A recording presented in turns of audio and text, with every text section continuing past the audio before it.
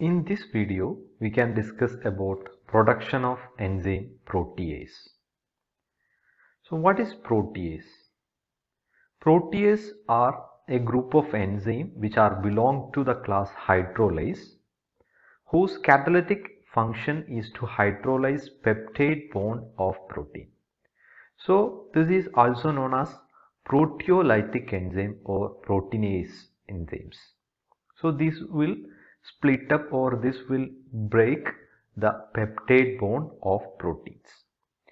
And they are ubiquitous in nature and perform major role with respect to their application in both physiological and commercial field. Now, what are the different sources of natural protease enzyme? There are three different sources: plant proteases, animal proteases and microbial proteases.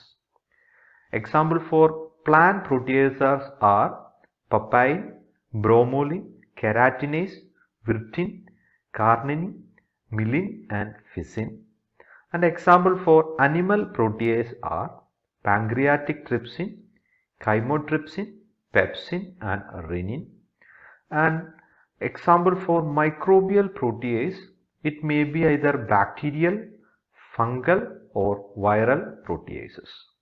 Bacterial proteases have stability or it will produce in optimum pH of 5 to 8 and temperature is around 60 degrees Celsius.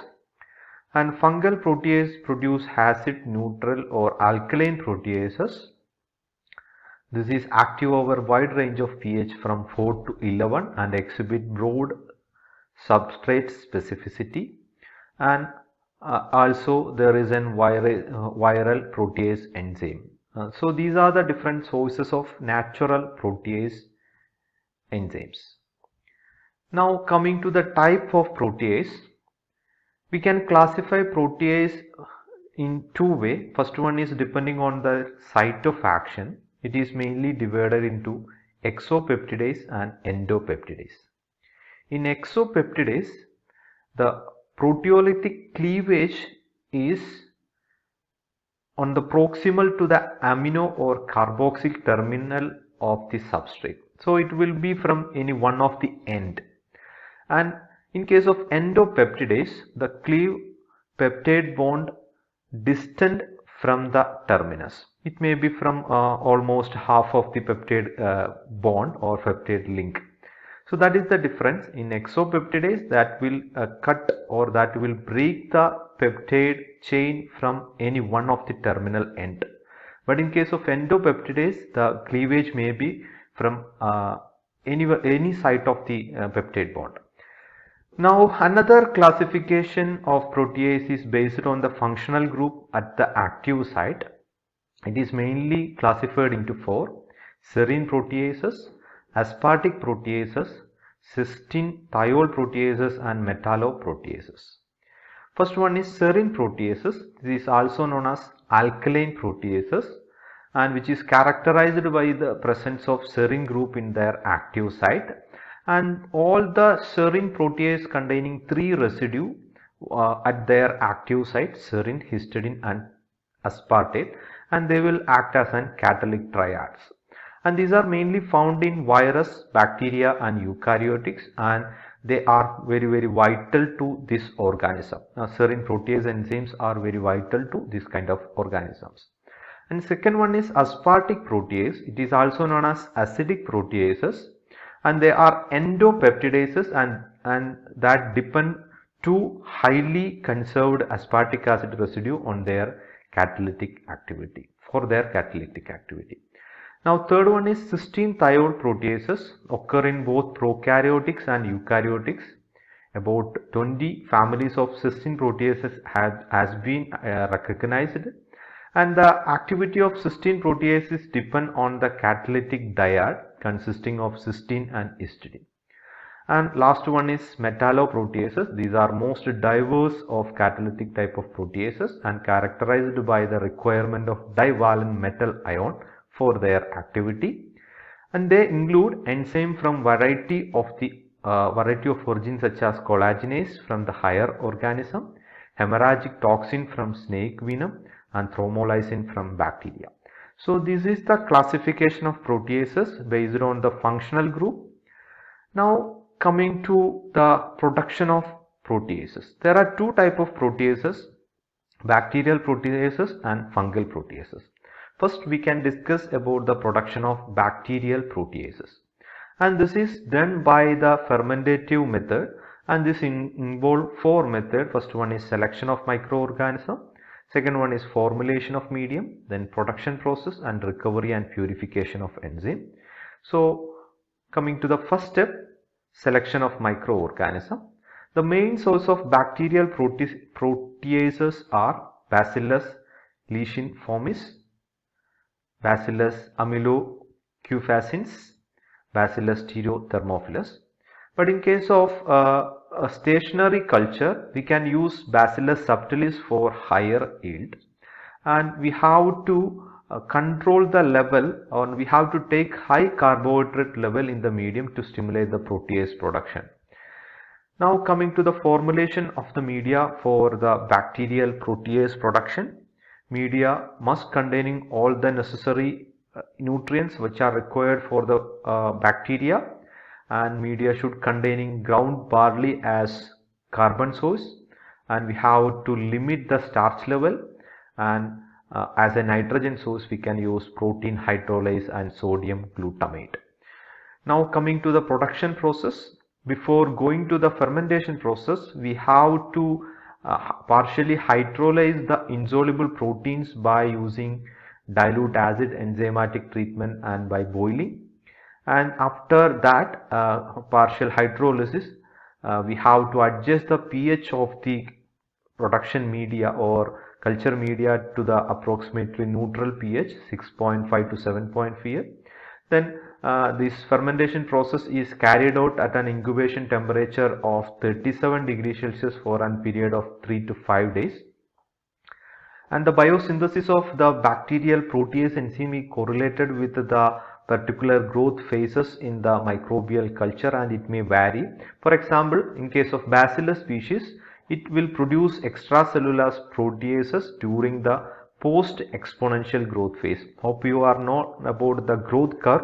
There is a lag phase, then log phase or exponential phase, and there is a stationary phase and decline phase. So in case of Bacillus species, this protease enzyme will be produced in post exponential growth phase, and in case of some other species, the protease enzyme will be produced during exponential phases itself. And production depend on the medium composition. Catabolic repression by the glucose will decline the protease production. And finally, this is the flow chart of an production process. First we have to preserve the inoculum, then inoculum development, then we have to transfer this to an inoculation tank, then to a fermenter. Then after the fermentation process, we have to lyse the cell and by cell disruption process. Then we have to filter for removing of cell debris. Then we have to remove the nucleic acid, and then salt treatment and cool storage, then filtration and final purification and freeze drying and enzyme powder. Now coming to the last step of production of bacterial protease enzyme, that is the recovery and purification of enzyme. First we have to filter and centrifuge the final culture, and then aqueous portion is concentrated by evaporation at reduced pressure and at temperature not less than 40 degrees Celsius, and recovery can also be carried out by the precipitation process. So that is the production process for bacterial protease enzyme. Now there is another type of protease, that is fungal proteases. This is also produced by the fermentation process itself, and it's also have the same steps: selection of microorganism, formulation of the media, production process, recovery and purification of enzyme.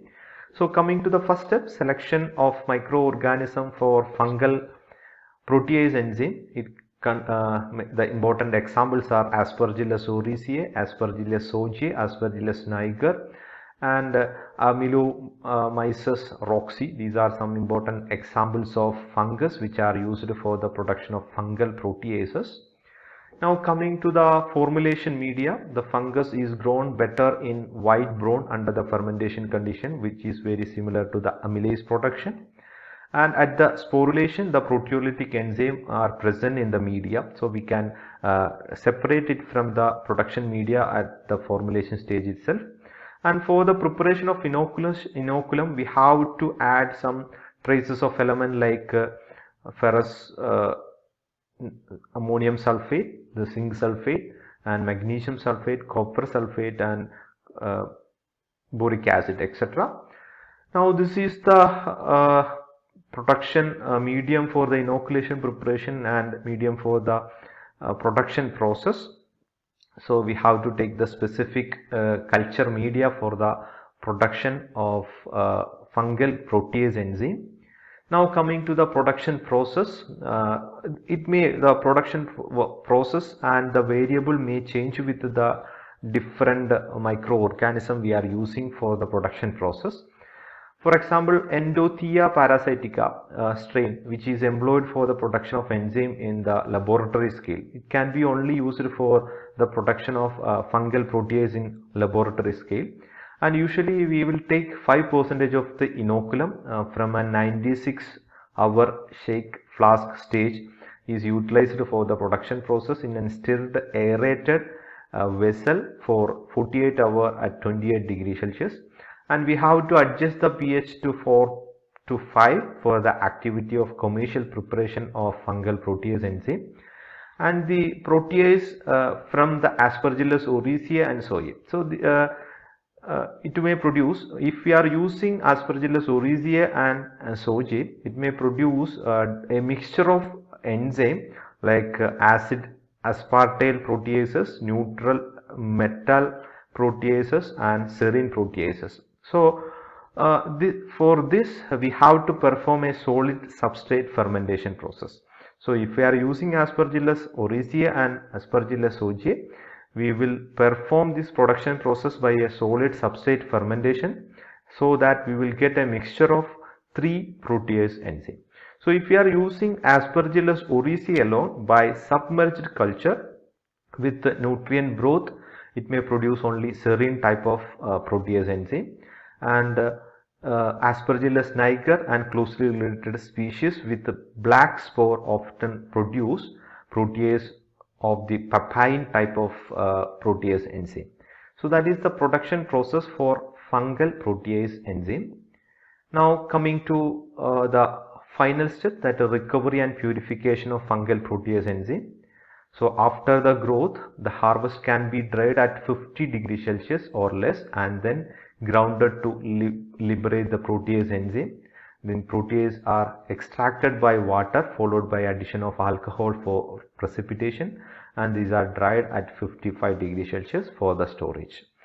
So that is the production process for protease enzyme. Now coming to the applications of protease enzyme, it is mainly used for the detergent industry or used for cleaning of contact lenses to facilitate the removal of large variety of stain of food, blood, grass and body secretions, etc.